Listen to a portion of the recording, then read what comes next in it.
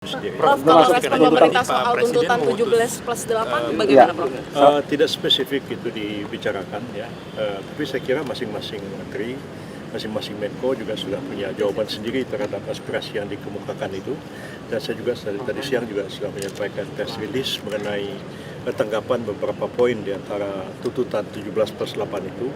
Antara lain adalah pembahasan terhadap rancangan undang-undang perampasan aset ya. Pak Presiden pun sudah beberapa kali juga menegaskan supaya DPR segera membahas RUU itu, dan kemarin juga saya berkoordinasi dengan Pak Supratman, Menteri Hukum, sedang membicarakan memasukkan RUU perampasan aset itu dalam prolegnas 2025-2026 dan sedang menunggu keputusan apakah akan diambil inisiatifnya oleh DPR.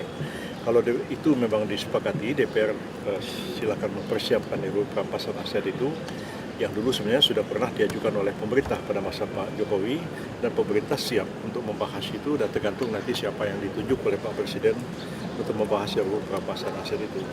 Nah, hal-hal yang lain juga perubahan terhadap undang-undang pemilu, undang-undang kepartaian, itu memang sedang akan kita lakukan karena sudah ada putusan dari Mahkamah Konstitusi yang mengatakan bahwa sistem pemilu kita harus diubah, tidak ada lagi threshold dan lain-lain sebagainya.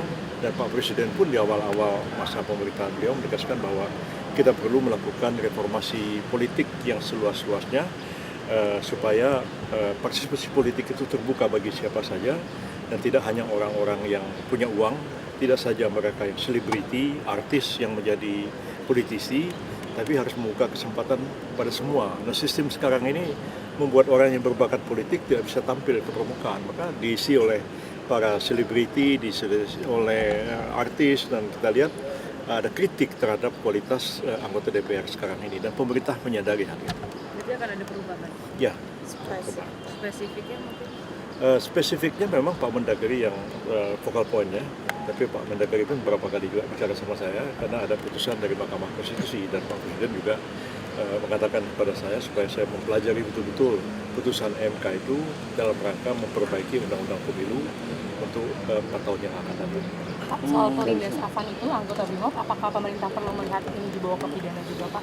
Ya begini, langkah hukum sudah dilakukan oleh kepolisian, dan sekarang kita sudah menyaksikan sidang etik sudah dilaksanakan, dan itu dilakukan dengan terbuka ya. Komnas HAM juga dipersilakan untuk memantau apa yang dilakukan oleh aparat kepolisian dalam melakukan proses persiapan dan kemudian sampai sidang etik sampai keputusan diambil.